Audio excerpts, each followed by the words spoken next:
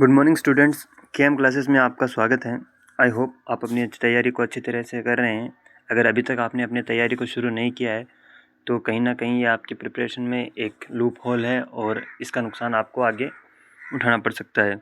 तो अभी से आप अपनी तैयारी को शुरू कर दीजिए, क्योंकि आंसर की जैसा कि आपको पता है आ चुके हैं और रिज़ल्ट भी आने वाली 15 तारीख से पहले पहले आपको दे दिया जाएगा। इसके बाद में मोस्ट प्रोबेबली जो चांसेस हैं वो यही हैं कि हमारी जो एग्ज़ाम टीयर 2 की होगी वो अप्रैल में होगी।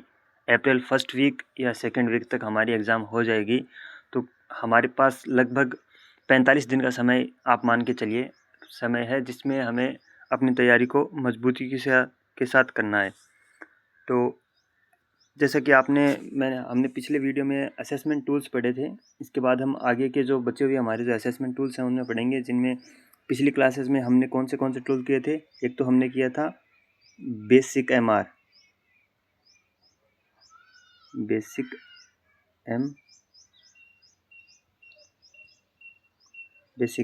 ठीक है। और एक हमने किया था फंक्शनल असेसमेंट चेकलिस्ट प्रोग्रामिंग, ठीक है। ये 2 टूल हमने पिछली क्लास में कर लिए थे। इसके बाद हम आगे के जो बचे हुए टूल्स हैं वो आज इस क्लास में हम पूरा करेंगे। इसके बाद मैं आपके लिए जो हमारा ये क्लासेस तो जो पार्ट ए है, जिसमें आइडेंटिफिकेशन और असेसमेंट नीड ऑफ असेसमेंट वाली जो क्लासेस हैं वो तो चलती ही रहेंगी। इसके साथ ही मैं आपका पार्ट बी जो हमारा स्पेशल का पोर्शन है उसमें जो पार्ट बी दिया गया है उसकी क्लासेस आपको करवाऊंगा, जिसमें हम करिकुलम डेवलपमेंट वाला चैप्टर पढ़ेंगे। करिकुलम डेवलपमेंट वाला चैप्टर हम इसके बाद में पढ़ेंगे। इसके साथ साथ ही पढ़ेंगे, मैं उसकी प्लेलिस्ट अलग से बनाऊंगा और एमसीक्यू की सीरीज़ अलग से शुरू करेंगे। तो हमारा सिलेबस भी जल्दी हो जाएगा और आप ही एक एक कंटेंट की जगह अलग अलग कंटेंट पढ़ते जाएंगे, जिससे आपको भी अपना सिलेबस जल्दी ख़त्म होता हुआ दिखाई देगा। तो ज़्यादा देरी ना करते हुए शुरू करते हैं। यहाँ तक हमने पढ़ लिया था। इसके बाद में ये है functional assessment checklist for programming of students with profound mental retardation. Profound mental retardation का मतलब है जिनके जो बौद्धिक अक्षमता का जो आईक्यू होता है वो होता है 20 से नीचे। वो मैंने आपको क्लासिफिकेशन वाली क्लास में करवा दिया है, जिसके अंदर जिन बच्चों का आईक्यू 20 से नीचे होता है उन्हें हम प्रोफाउंड कैटेगरी में रखते हैं। तो ये जो FACP बनाई गई है ये उन बच्चों के लिए बनाई गई है जिनकी आईक्यू 20 से नीचे होती है, जो प्रोफाउंड कैटेगरी के होते हैं, या फिर उन्हें आप संरक्षणीय क्षेत्र में रख सकते हैं। जो एजुकेशनल क्लासिफिकेशन हमने पढ़ा था उसमें जो संरक्षणीय जो भाग था उसमें इस प्रकार के बच्चों को रखा जाता है जिन्हें आजीवन जो सहायता की ज़रूरत होती है ये खुद से नहीं कर पाते हैं, ये हमेशा किसी दूसरे व्यक्ति पर निर्भर ही रहते हैं। अब देखिए, राष्ट्रीय मानसिक विकलांग संस्थान सिकंदराबाद, लगभग जितने भी ID के संबंधित जो भी टूल्स हम पढ़ेंगे वो सिकंदराबाद ने बनाए हैं। NIMH सिकंदराबाद ने बनाए। विशेष शिक्षा विभाग द्वारा अति गंभीर बौद्धिक अक्षम बच्चों के लिए आकलन सूची विकसित की गई है। यह एक कार्य आधारित जांच सूची है जिसे अति गंभीर अक्षम बच्चों के आकलन कार्यक्रम निर्माण में सहायता मिलती है। FACP PMR में 4 खंड होते हैं। अब इसमें 4 भाग हैं जो हम आगे पढ़ेंगे। खंड ए, खंड यह कौशलों की जांच सूची है। इसमें स्वयं सेवी कौशल, भोजन करना, पेय पदार्थ पीना, शौच क्रिया, स्नान करना, गामक संप्रेषण तथा दृष्टि कौशल आते हैं। मतलब जिन बच्चों को खाना खाने, पानी पीने, शौच क्रिया, स्नान इनमें दिक्कत आती है उनकी जांच के लिए खंड ए में जो आकलन के लिए जो पोर्शन बनाया गया है वो है। यह सभी क्रियाएं अवलोकन तथा मापन योग्य हैं। अब इनको आप जैसे बच्चा को अगर हम भोजन देते हैं तो वो देखते हैं कि वो क्या क्रियाएं नहीं कर पाता है और किस प्रकार से अपने भोजन की क्रिया को करता है, तो उस हिसाब से आप उसका अवलोकन द्वारा आकलन कर सकते हैं। फिर सेम पेय पदार्थ के लिए भी, शौच क्रिया के लिए भी और स्नान करने के लिए भी आप इन क्रियाओं का भी आकलन कर सकते हैं। अब इन जो सभी को एक भाग में रखा गया है जिसे स्वयं सेवी कौशल कहते हैं। जो खुद हम अपना कार्य खुद करते हैं ना, उन कौशलों के अंदर इन्हें रखा गया है। फिर दूसरा जो कौशल का क्षेत्र है वो है गामक। फिर संप्रेषण मतलब बातचीत, वो अपनी जो भाव है, अपने जो एक्सप्रेशन, जो अपने मन के भाव वो एक्सप्रेस कर पाता है कि नहीं कर पाता है। दृष्टि कौशल मतलब वो किस प्रकार से चीज़ों को देखता है या फिर उसके देखने की क्षमता क्या है। इन्हें हम अवलोकन कर भी सकते हैं और माप भी सकते हैं। प्रत्येक क्षेत्र में बच्चे की आवश्यकता अनुसार अतिरिक्त क्रियाएं जोड़ने के लिए स्थान दिया गया है। मतलब खंड ए में जो क्रियाएं दी गई हैं उसके अलावा आपके, अगर आप जैसे बच्चे को देखते हैं उसमें आवश्यकता के अनुसार और क्रियाएं भी आप जोड़ सकते हैं। ऐसा नहीं है कि इन्हीं के आधार पे आप जांच करेंगे या फिर आकलन करेंगे। खंड ब, यह समस्यात्मक व्यवहारों की जांच सूची है जिसमें हम उसके व्यवहारों को, जैसे हमने बेसिक एमआर में जो 75 जो व्यवहार पढ़े थे, 75 तो उनमें क्रियाएं थी, 10 व्यवहार थे जिनमें अग्रेसिव था और खुद को नुकसान पहुंचाने वाला था, दूसरों को नुकसान पहुंचाने वाला था, असामाजिक व्यवहार था। इस प्रकार के हमने 10 कौशल बेसिक एमआर में पढ़े हैं। उसी प्रकार यहाँ पे 47 व्यवहार दिए गए हैं जिनको आप अवलोकन करके या फिर मापन करके आकलन कर सकते हैं। किसी अन्य समस्यात्मक व्यवहार को बच्चे द्वारा प्रदर्शित करने पर उसे जांच सूची के अंत में अभिलेखित करने की व्यवस्था प्रदान की गई है। मतलब अगर वो कोई इन जो 47 व्यवहार समस्यात्मक व्यवहार दिए गए हैं उसके अलावा भी कोई और व्यवहार दर्शाता है तो आप उसे भी इसमें ऐड कर सकते हैं, उसकी भी व्यवस्था की गई है। इसके बाद खंड ग, यह सामान्य समस्याओं की जांच सूची है। इसमें बच्चे के स्वास्थ्य संबंधित व शारीरिक समस्याएं दी गई हैं। इसमें कुल 24 समस्याओं के बारे में दिया गया है। मतलब ये जो सामान्य उसको क्या क्या समस्याएं सामना करना पड़ती है उनके बारे में जांच सूची तैयार की गई है, या उसके जो स्वास्थ्य संबंधित क्या क्या समस्याएं हैं, शारीरिक संबंधित क्या क्या समस्याएं हैं, उसके लिए एक जांच सूची तैयार की गई है जिसमें टोटल 24 समस्याएं दी गई है। इनमें आपसे ये पूछा जा सकता है कि पीवीएमआर में कितने खंड हैं, कौन से खंड में समस्यात्मक व्यवहार रखे गए हैं, कौन से में शारीरिक और स्वास्थ्य संबंधित व्यवहार रखे गए हैं, किस में सामान्य स्वयंसेवी कौशल रखे गए हैं, उनकी संख्या क्या है। इस प्रकार से आपसे क्वेश्चन पूछे जा सकते हैं। जो ऑब्जेक्टिव टाइप हमारा पोर्शन रहेगा उसमें इस प्रकार से क्वेश्चन आ सकते हैं, और जो सब्जेक्टिव टाइप रहेगा उसमें आप कोई भी टूल आपको पूछा जा सकता है जिसका आपको पूरा वर्णन करना होगा। इसके द्वारा बच्चे के स्वास्थ्य संबंधित शारीरिक समस्याओं का आकलन करके उसे उपचार के लिए उपयुक्त विशेषज्ञ के पास भेजा जा सकता है। इसमें प्रत्येक समस्या के लिए शब्दावली दी गई है। किसी अन्य समस्या को अभिलेखित करने के लिए स्थान दिया गया है। इसके बाद में खंड घ में हम जब देखेंगे तो इसमें बच्चे की त्रैमासिक प्रगति अंकित करने के लिए प्रपत्र दिया गया है। मतलब आप उसकी जो 3 महीने के बाद में वो कितनी प्रगति कर पाता है उसके लिए एक प्रपत्र दिया गया है, मतलब प्रगति पत्र हम जिसको बोलते हैं वो दिया गया है, जिसमें आप अंकन कर सकते हैं।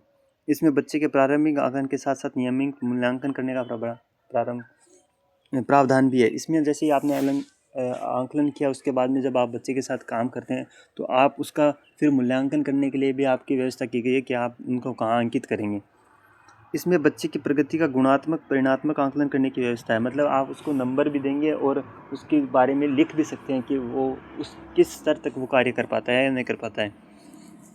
हम ये टूल्स को अभी 3 से 4 क्लासेस हो गई हैं, जितना जल्दी हो सके हम इन टूल्स को पढ़ेंगे। आपको जल्दी पढ़ाया जाएगा, लेकिन ऐसा नहीं है कि कुछ छोड़ा जाएगा, छोड़ा कुछ भी नहीं जाएगा, इससे बाहर आएगा भी कुछ नहीं। और इसके बाद में हम करिकुलम और जो करिकुलम डेवलपमेंट एंड एडेप्टेशन वाली हमारी जो यूनिट है उसको पढ़ेंगे। तो आप निश्चिंत रहिए, आपको कोर्स पूरा ही करवाया जाएगा। जो अगला हमारा टूल है वो बेसल एमआर। बेसल एमआर का मतलब है behavioural assessment scale for adult living. पहले था तो बेसिक एमआर जो था वो था behavioural assessment for Indian children, scale for Indian children. लेकिन ये है बेसल एमआर। ठीक है। इस जांच सूची का विकास राष्ट्रीय विकलांग संस्था सिकंदराबाद द्वारा किया गया है। वैश्विक बौद्धिक अक्षम व्यक्तियों की क्षमताओं व्यवहारों के बारे में व्यवस्था सूचना प्राप्त करने के लिए किया गया है। मतलब ये जो 18 वर्ष की जो ऊपर की उम्र होती है, जिन बच्चों की जो बौद्धिक अक्षम होते हैं उनके लिए जांच सूची तैयार की गई है।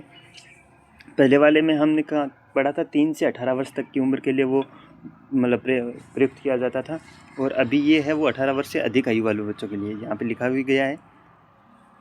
इसके भी 2 भाग हैं, पिछले वाले के भी 2 भाग थे।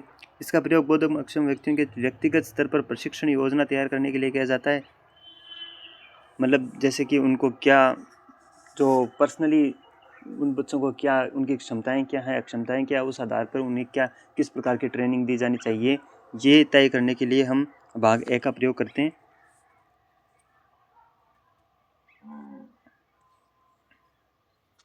भाग ब, भाग ब, इसका प्रयोग बौद्धिक अक्षम व्यक्तियों की समस्यात्मक व्यवहारों का चिन्हांकन एवं उन्हें प्रबंधन करने के लिए किया जाता है। मतलब उन्हें पहचानने के लिए और उनका जो इलाज करने के लिए इसका प्रयोग किया जाता है। इसमें एक अलग अध्याय शब्दावली है जिसे जांच सूची के प्रयोग के लिए विशिष्ट क्रियाओं को स्पष्ट किया गया। मतलब इसमें एक अलग से शब्दावली दी गई है जिसे जांच सूची को अपने काम में लेने के लिए अलग अलग जो क्रियाएं हमें करनी होती हैं उनको स्पष्ट किया गया है कि इसका मतलब क्या है, इसका मतलब क्या है। इसमें एक अंक तालिका दी गई है जिसे परिणामों को अभिलेखित किया जाता है। रिकॉर्ड करने के लिए हमारे पास एक अंक तालिका भी दी गई है। इस जैसे मैंने आपको पिछले वाले जो बेसिक एमआर हमने पढ़ा था उसमें आपको दिखाया भी था कि किस प्रकार से हमें अलग अलग प्रकार के जो फॉर्मेट बने हुए हैं उनमें अंकन करना होता है। इसमें आधारभूत निश्चित समय अंतराल में 3 अवसरों पर आंकलन को अभिलेखित करने की व्यवस्था की गई है। 3 मतलब जैसे त्रैमासिक हम करते हैं तो 4 हो गए, लेकिन ये शायद 4 महीने के बाद में किया जाता है, इसलिए इसको 3 अवसरों हमें मिलते हैं एक वर्ष में उनका आंकलन करने के लिए। भाग ए में कौन सी क्रियाएं हैं देखते हैं।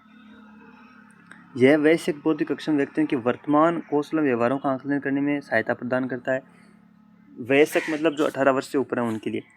पिछले वाले में 7 कौशल दिए गए थे, इसमें 8 कौशल क्षेत्र दिए गए हैं। प्रत्येक कौशल क्षेत्र में 15 क्रियाएं दी गई हैं। पिछले वाले में 40 क्रियाएं दी गई थी। आपको ये जैसे कंपेयर करके पढ़ना होगा जिससे कि आप कंफ्यूज ना हो कि वहाँ पे बेसिक एमआर पूछा गया है या फिर बेसल एमआर पूछा गया है। अतः इसमें कुल 120 क्रियाएं दी गई हैं। कौन से कौशल क्षेत्र दिए गए? स्वयं की देखरेख तथा उपस्थिति, भोजन प्रबंधन, घरेलू कार्य जिम्मेदारियां, समुदाय एवं मनोरंजन, लैंगिकता, कार्यात्मक शिक्षक और सामाजिक संप्रेषण। इसके बाद में प्रत्येक कौशल क्षेत्र में छात्रों के निष्पादन के लिए 6 स्तरों पर आधार पर अंकन दिए जाते हैं। उसमें भी 6 स्तर थे, इसमें भी 6 स्तर हैं। स्वावलंबी आत्मनिर्भर बनते हैं तो हम बच्चे को 5 अंक, मतलब वो खुद से अगर पूरा कार्य कर लेते हैं तो हम उसे 5 अंक देते हैं। स्तर 2 में संकेत देने पर अगर उसे किसी संकेत की आवश्यकता पड़ती है कोई कार्य करने के लिए या फिर संकेत देने के पश्चात वह कार्य या वह क्रिया कंप्लीट कर लेता है तो उसे हम 4 अंक देते हैं।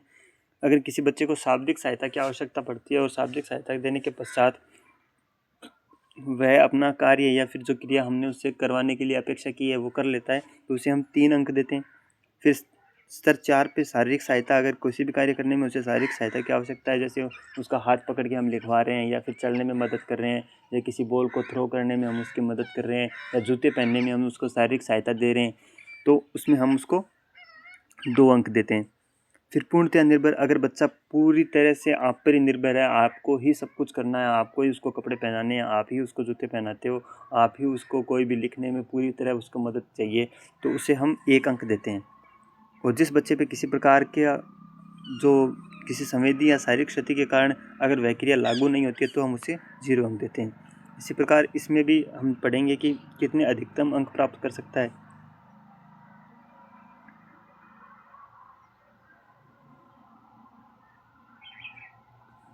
अधिकतम अंक के लिए हमें यहीं पे पढ़ना होगा।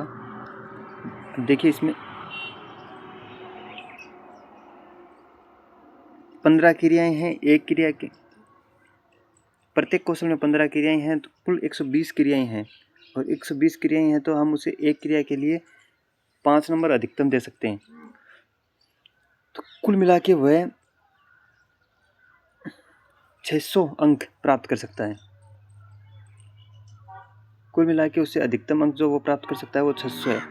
600 अगर कोई बच्चा प्राप्त करता है तो वो प्रोफाइंड कैटेगरी में चला जाएगा, मतलब उसके पूर्णतः निर्भरता है। और जितने कम अंक वो प्राप्त करेगा उतना ही अच्छा, उतना ही उसका बौद्धिक अक्षमता का स्तर कम है। बौद्धिक अक्षमता का स्तर कम है लेकिन बौद्धिक क्षमता अधिक है, ठीक है ना। तो ये आप कंफ्यूज मत होना।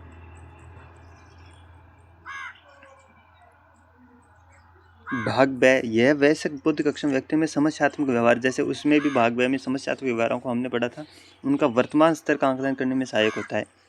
इसमें 12 क्षेत्र हैं, उसमें 10 क्षेत्र थे। इसमें कुल 96 समस्यात्मक व्यवहार दिए गए हैं और जो बेसिक एमआर था उसमें 75 कुल समस्यात्मक व्यवहार दिए गए थे। इसमें प्रत्येक क्षेत्र में 2 अन्य समस्यात्मक व्यवहारों का अवलोकन करने तथा उसे अभिलेखित करने की व्यवस्था की गई है। इस प्रकार इसमें कुल 120 समस्यात्मक व्यवहार अभिलेखित किए जा सकते हैं। मतलब इसमें हम कुल मिला के 120 समस्यात्मक व्यवहारों को अवलोकन कर सकते हैं उनका। अब 12 कौन से व्यवहार हैं वो हम देख लेते हैं। इनमें भी संख्याएं अलग अलग हैं। पहले वाले में तो फिक्स होती है कि एक कौशल क्षेत्र में 15 क्रियाएं हैं, लेकिन भाग ब में संख्या जो क्रियाओं की संख्या है वो अलग अलग है। जैसे अन्य किसी को शारीरिक क्षति पहुंचाने में 12 क्रियाओं की संख्या है, व्यवहारों की संख्या है। संपत्ति को नुकसान पहुंचाना इसमें 6 हैं समस्यात्मक व्यवहार। अन्य के साथ दुर्व्यवहार करना इसमें 9 है। चिड़चिड़ापन 9 है। स्वयं घातक व्यवहार 13 हैं। पुनरावर्ती व्यवहार 12 हैं। अनोखा व्यवहार 14 हैं। अनुपयुक्त सामाजिक व्यवहार 6 हैं। अनुपयुक्त लैंगिक व्यवहार 19 हैं। सबसे ज़्यादा संख्या 19 की है। अनुपयुक्त लैंगिक व्यवहार, विद्रोही व्यवहार 7 हैं। अति चंचल व्यवहार 5 हैं। भय 8 हैं। और योग कुल मिला के 120 व्यवहार हैं। इतने 12 क्षेत्रों में। इसमें समस्यात्मक व्यवहार की गंभीरता और आवृत्ति के आधार पर 3 स्तरों में बांटा गया है, जैसा कि मैंने आपको पहले बताया था। अगर बच्चे द्वारा समस्यात्मक व्यवहार कभी प्रदर्शित नहीं किया जाता तो उसे हम अंक और 0 अंक n कहते हैं, वह 0 अंक दिखाते हैं। अगर बच्चे द्वारा कभी कभी प्रदर्शित किया जाता है तो हम उसे ओकेजनली में दर्ज करते हैं और वह 1 अंक देते हैं। और अगर अक्सर जल्दी व्यवहार दर्शाता है तो हम उसे 2 अंक देते हैं। अगर किसी बच्चे को ये लग रहा है कि मैंने बहुत जल्दी पढ़ाया, तो पिछला वीडियो देखिए, उसमें मैंने सेम चीज़ें अच्छी तरीके से समझाई हैं। और अधिकतम अंक जो प्राप्त कर सकता है वो 240 अंक ये यहाँ पे प्राप्त कर सकता है। भाग ब में जितने ज़्यादा अंक होंगे उतनी ज़्यादा समस्या होगी, और इसी प्रकार भाग ए में जितने ज़्यादा अंक होंगे उतनी ही अधिक से ज़्यादा समस्या नहीं, जितने ज़्यादा कम अंक होंगे। भाग ए में अगर कोई सबसे कम अंक प्राप्त करता है तो उसे बहुत ही ज़्यादा अक्षमता है, बौद्धिक अक्षमता है। लेकिन भाग ब में कोई अधिक अंक प्राप्त करता है तो एक मिनट कंफ्यूज हो गया। भाग ए में अगर कोई सबसे ज़्यादा अंक प्राप्त करता है तो उससे बौद्धिक अक्षमता का स्तर बहुत ही कम है। लेकिन अगर भाग ब में कोई अधिक अंक प्राप्त करता है तो उससे बौद्धिक अक्षमता का स्तर अधिक है। ठीक है ना।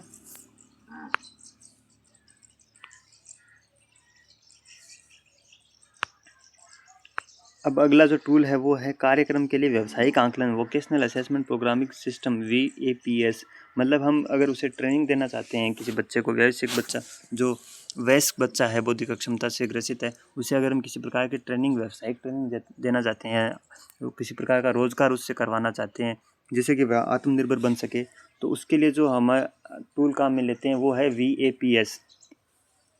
इस जांच सूची का विकास वयस्क बौद्धिक अक्षम व्यक्तियों के कार्यक्रम योजना के बनाने के उद्देश्य से राष्ट्रीय मानसिक विकलांग संस्थान सिकंदराबाद के व्यवसाय प्रशिक्षण विभाग द्वारा किया गया है। तो जैसा कि मैंने बताया, ये सभी टूल किसने बनाए हैं? NIMH सिकंदराबाद ने इन टूलों का निर्माण किया है। इस जांच सूची के 4 भाग हैं। इसमें भी 4 भाग दिए गए। पहला भाग जो है, इसमें बौद्धिक अक्षम व्यक्ति का व्यवसायिक विवरण लिखने की व्यवस्था है, जिसे उस व्यक्ति का नाम, लिंग, आयु, बौद्धिक अक्षमता स्तर, वैवाहिक स्थिति, अभिभावक का पता, व्यवसाय, मतलब इसके बारे में जो भी डिटेल्स हैं वो हम उसमें दर्ज करते हैं भाग ए में। उसके पूरे एक रिपोर्ट तैयार की जाती है। इसे हम केस हिस्ट्री फॉर्मेट की तरह देख सकते हैं, जिसमें उसके बारे में उसकी जो स्तर है, उसका जो क्या मेडिकल स्तर क्या रहा है, स्वास्थ्य कैसा था, उसके माता पिता का नाम, उसका नाम, इस प्रकार की सभी डिटेल्स को हम उसमें दर्ज करते हैं। भाग ब, यह साधारण कौशल आंकलन जांच सूची है, जिसमें 8 क्षेत्र हैं और 80 क्रियाएं, मतलब एक क्षेत्र में 10 क्रियाएं हैं, लेकिन ये फिक्स नहीं है, इसमें भी क्रियाओं की संख्या भिन्न भिन्न है। भाग ब 2 में व्यक्तिगत स्तर पे जो क्रियाएं हैं वो 4 हैं। संप्रेषण, मतलब जो अपना किस प्रकार से अपनी बातचीत वो दूसरों के सामने रख पाता है, उसमें क्रियाओं की संख्या है वो 5 है। और सामाजिक व्यवहार, इसमें क्रियाओं की संख्या 10 है। कार्यात्मक पठन पाठन 30 हैं। सुरक्षा कौशल 7 हैं। घरेलू व्यवहार 13 हैं। गत्यात्मक एवं हाथ की क्रियाएं 5 हैं। व्यावसायिक हैं वो 6 हैं। कुल 80 हैं। तो आपसे शायद ये इतना डीपली ना पूछे कि कौन से व्यवहार में कितनी क्रियाओं की संख्या है, लेकिन ये पूछा जा सकता है कि कौन से भाग में कितने कौशल हैं और उसमें कितनी क्रियाएं हैं। प्रत्येक कौशल क्षेत्र के अंतर्गत जिन क्रियाओं में बच्चा प्रशिक्षु आत्मनिर्भर है उसे हम राइट टिक करते हैं, और जिसमें अन्य दूसरे पर निर्भर है उसे हम क्रॉस का टिक करते हैं, रॉन्ग टिक करते हैं। इसी प्रकार भाग 3 में देखते हैं, जिसमें व्यवसाय विश्लेषण पत्र है, जिसमें हम ये देखते हैं कि वह कौन सा व्यवहार कर सकता है, उसका विश्लेषण करते हैं। इसमें कुल 9 खंड दिए गए हैं।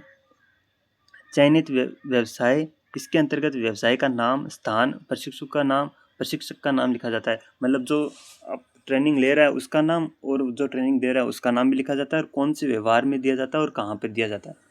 मुख्य कार्य क्षेत्र, इसमें व्यवसाय के चिन्हित विशिष्ट कार्यों का उल्लेख किया जाता है। अतिरिक्त जिम्मेदारी कार्य, मतलब इसके उस व्यवसाय प्रशिक्षण के अलावा उससे कौन कौन से कार्य उसे सिखाने हैं, कौन कौन सा कार्य और उसे सीखना है। कार्य संबंधित कौशल, व्यक्तिगत कार्यात्मक शिक्षण, यौन शिक्षा, मनोरंजन और आत्मनिर्भर। ये जो कार्य संबंधित, कार्यस्थल पे किस प्रकार से कौन सा व्यवहार दर्शाना है, कौन सा कौशल का उसे उपयोग में करना है या किस कौशल में उसे प्रशिक्षण की आवश्यकता, उस आधार पे उसे कार्य संबंधित कौशल की जो भाग हैं इनमें भी उनसे प्रशिक्षण दिया जाता है।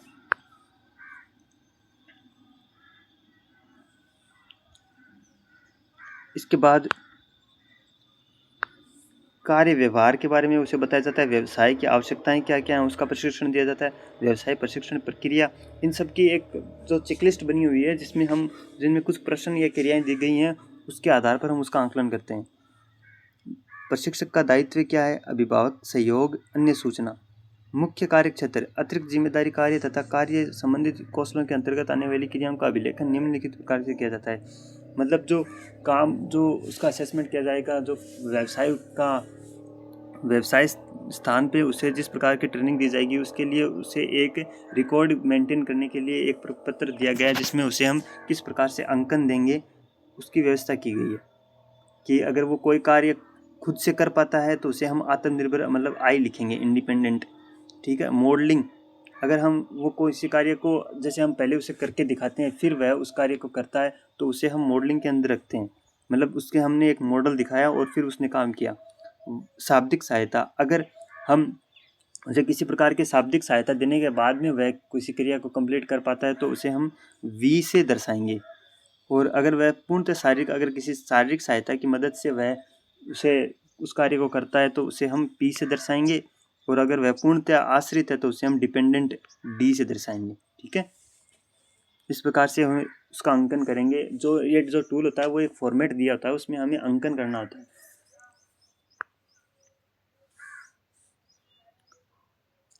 अब इसमें व्यवहार जो आंकलन है उनकी जांच सूची दी गई। बौद्धिक अक्षम व्यक्तियों की कार्य व्यवहार आंकलन जांच सूची, इसके अंतर्गत कुल 5 कौशल क्षेत्र हैं जिनमें कुछ 50 क्रियाएं हैं। प्रत्येक कौशल में दी गई क्रियाओं की संख्या भिन्न भिन्न है। इसमें क्रियाओं की संख्या अलग अलग है। जैसे शारीरिक उपस्थिति, रोज आना, किस प्रकार से वह अपनी उपस्थिति दर्ज करवाता है, उसमें 10 क्रियाएं हैं। व्यक्तिगत अंतः क्रिया, मतलब दूसरों के साथ कैसा व्यवहार करता है, वो 8 हैं। नियमितता एवं समयबद्धता, क्या वो रोज आता है या फिर समय से आता है, उसमें 10 क्रियाएं हैं। किस प्रकार से उसका किस प्रकार की क्रियाएं उसे हम करने के लिए दिए हैं। संप्रेषण व सामाजिक व्यवहार, वह वहाँ पे अपने साथियों के साथ किस प्रकार का व्यवहार करता है और किस प्रकार से अपनी जो आवश्यकताएं हैं उनको दूसरों को बताता है, वह दूसरों की आवश्यकताओं को समझता है। उसमें कुल मिला के 12 क्रियाएं हैं। गुणात्मक परिणात्मक पहलू, इसमें 10 क्रियाएं हैं। इसमें उसने कितनी क्रियाएं की या फिर उसने किस स्तर तक हासिल किया इसके बारे में अंकन भी दिया जाता है और कुछ लिख कर भी बताया जाता है, मतलब जिसमें हम उसके गुण बताते हैं। इसमें अंकन प्रदान करने का निम्न प्रकार से करते हैं। हमेशा अगर वह कार्य हमेशा दिखाता है तो उसे हम 3 अंक देते हैं। और अगर कभी कभी कोई कार्य करता है तो उसे 2 अंक देते हैं। कभी भी नहीं करता है या कभी कभी बहुत कम करता है, अक्सर हमेशा करता है तो उसे हम 3 अंक देते हैं। अक्सर मतलब कभी बहुत, मतलब फ्रिक्वेंटली करता है लेकिन रोज़ नहीं करता है। और कभी कभी मतलब बहुत ही कम करता है तो उसे हम 1 अंक देते हैं। और कभी भी नहीं करता है किसी कार्य को तो उसे हम 0 अंक देते हैं। इस प्रकार प्रशिक्षु, मतलब जो प्रशिक्षण देता है, द्वारा अधिकतम 100 अंक नहीं, जो प्रशिक्षण लेता है उसे 150 अंक वो अधिकतम प्राप्त कर सकता है। सामान्य कौशल आंकलन, व्यवसाय विश्लेषण, विशेष कौशल, कार्य स्तर, कार्य व्यवहार मूल्यांकन के प्राप्त आंकड़ों को ग्राफ द्वारा प्रदर्शित करने की व्यवस्था दी गई है। मतलब इसको हम ग्राफ के द्वारा भी दर्शा सकते हैं, उसकी भी व्यवस्था की गई है। जो टूल है, टूल में क्या होता है कि एक जैसे फॉर्मेट्स का एक जैसे बुक अपन बोल सकते हैं, उसका बुक जैसे होता है जिसमें हम उसके अंकन देते हैं। टूल ऐसा कुछ नहीं है कि वही हम उस पर कोई मशीन अप्लाई करेंगे, ऐसा कुछ नहीं है। एक जो क्वेश्चंस का जांच सूची का इनका एक फॉर्मेट बना होता है, उसमें कुछ व्यवहार या कौशल कुछ दिए गए होते हैं। उन प्रश्नों के आधार पर हम जो अवलोकन करते हैं और फिर उसमें अंकन देते हैं, जिससे हमें उसके स्तर का पता चलता है। तो इसमें ग्राफ के द्वारा दर्शाने की भी व्यवस्था की गई है।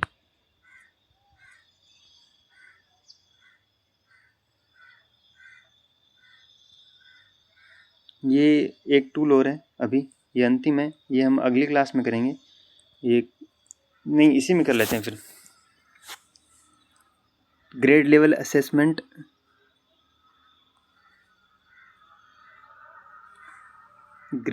असेसमेंट डिवाइस, ग्लेड इसका नाम है, for children having learning problems in primary school. जो प्राथमिक स्कूल है उसमें जिनके लर्निंग की प्रॉब्लम होती है उनके लिए ये उपकरण तैयार गया है। तो आप इसको समझ सकते हैं कि ये विद्यालय जाने वाले बच्चों के लिए ही फ़ायदेमंद रहेगा, उन्हीं के लिए उपयोग किया जाता है। इसमें क्या है, इस उपकरण का विकास डॉक्टर जयंती नारायण राष्ट्रीय मानसिक विकलांग संस्थान सिकंदराबाद द्वारा किया गया। इस उपकरण के द्वारा कक्षा 1 से 4 तक के अधिगम समस्याग्रस्त बच्चों का आकलन किया जाता है, मतलब जिनको सीखने में प्रॉब्लम होती है। इसके 2 भाग हैं, भाग ए और ब। भाग ए में इसमें कक्षा 1 से 4 तक के विद्यार्थियों के आकलन के लिए शैक्षणिक क्रियाएं दी गई हैं। मतलब इसमें जो पढ़ने लिखने, गणित की और इस प्रकार की जो क्रियाएं होती हैं वो दी गई हैं, जिसमें अंग्रेजी, हिंदी और गणित विषय शामिल है। सभी क्रियाएं सरल से जटिल क्रम में है, मतलब पहले सरल क्रियाएं होंगी, उसके बाद में जटिल क्रियाएं होंगी। ठीक है। प्राप्त निष्कर्ष को अंक प्रदान करने की भी व्यवस्था की गई है। इसमें मतलब जैसे गणित और हिंदी के कुछ क्वेश्चंस दिए गए होते हैं, उनके आधार पे हम उसका आंकलन करते हैं। यह स्तर भाग ब, यह स्तर आधारित आंकलन सूची है। इसमें 3 खंड है। खंड 1 में क्या है, भाग ब में भी 3 खंड है। सामाजिक पृष्ठभूमि का विवरण लिखना, मतलब बच्चे का नाम, उसके पिता का सामाजिक आर्थिक स्थिति, अभिभावक की शिक्षा, परिवार में किसी अन्य व्यक्ति के समान समस्या विवरण, मतलब किसी और को भी इस प्रकार की समस्या है तो उसका विवरण। कक्षा में पुनरावृत्ति, मतलब कितनी कक्षाएं उसने रिपीट की हैं, कितनी क्लासेस उसने बार बार पढ़ी हैं। विद्यालय की पिछली 3 परीक्षाओं के परिणाम, इस प्रकार की चीज़ें हम खंड ए में लिखते हैं।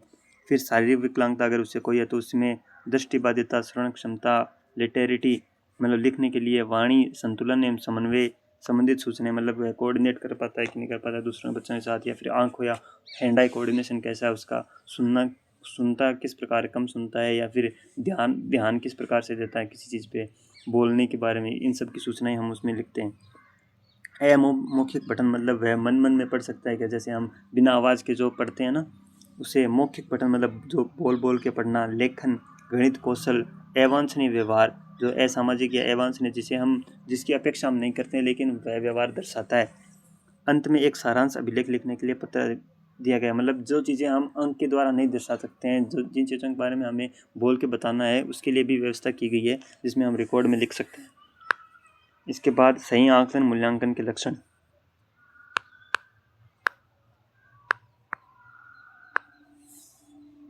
एक सही मनोशिक्षक आकलन के लिए बच्चे संबंधित निम्न विवरण होना चाहिए।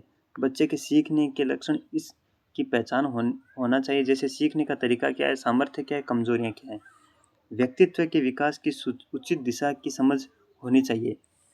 इसमें शैक्षणिक कार्यक्रम तय किया जा सकता है, मतलब हमें अगर पता होगा कि उसका जो पर्सनैलिटी का जो डेवलपमेंट है या जो व्यक्तित्व का विकास हम करने हैं उसकी दिशा क्या होनी चाहिए, जिससे कि हम उसके लिए सही से जो एजुकेशनल कार्यक्रम है वो तैयार कर सकते हैं।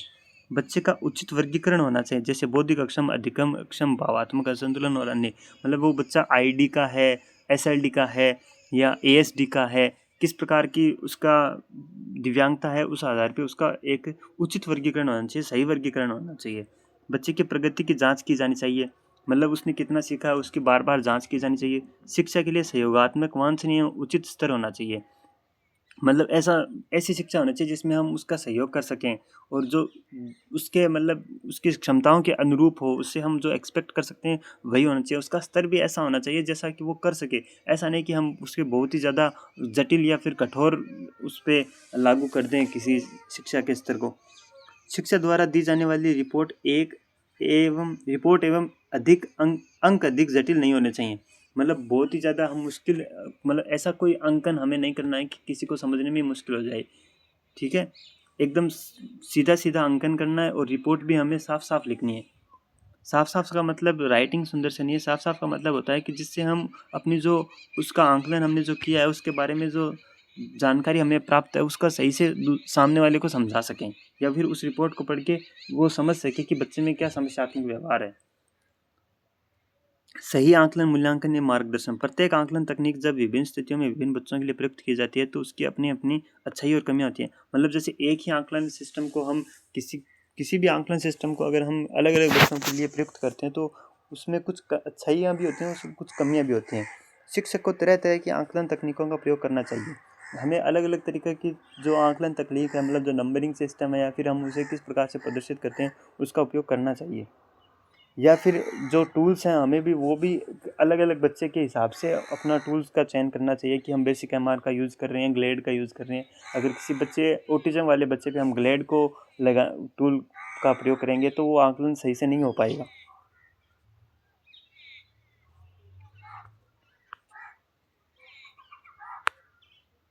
इसके बाद क्या कहा गया है, अब ये आकलन प्रक्रिया के बारे में, वो टूल तो हमारा वहीं पे समाप्त हो गया। आकलन प्रक्रिया में शिक्षक प्रमुख भूमिका होती है। अध्यापक में निम्न गुण होने चाहिए। भावात्मक स्वास्थ्य अच्छा हो, स्थिरता हो, मतलब उसमें पेशेंस हो। मनोविदों की अच्छी प्रवृत्तियाँ, मतलब वो बच्चे के जो मानसिक, जो बच्चे के मन के विचार हैं वो समझ पाने में सक्षम हो। लचीलापन, फ्लेक्सिबिलिटी होनी चाहिए। लोगों से अच्छे संबंध होने चाहिए। समस्या को हल करने में प्रशिक्षणों के परिणामों का उपयोग, मतलब जो उसने असेसमेंट किया है उसमें जो परिणाम उसे प्राप्त हुए हैं उसका प्रयोग करे वो समस्याओं को हल करने में। अच्छी सैद्धांतिक प्रवृत्ति होनी चाहिए।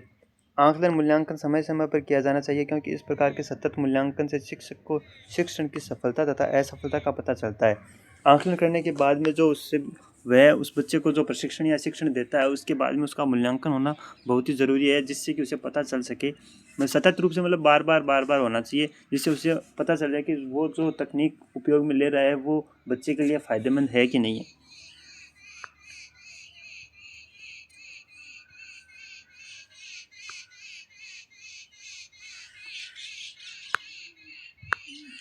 शैक्षिक आकलन का मुख्य उद्देश्य पढ़ाने के कार्यक्रम में उन परिणामों का सीधे प्रयोग करना है।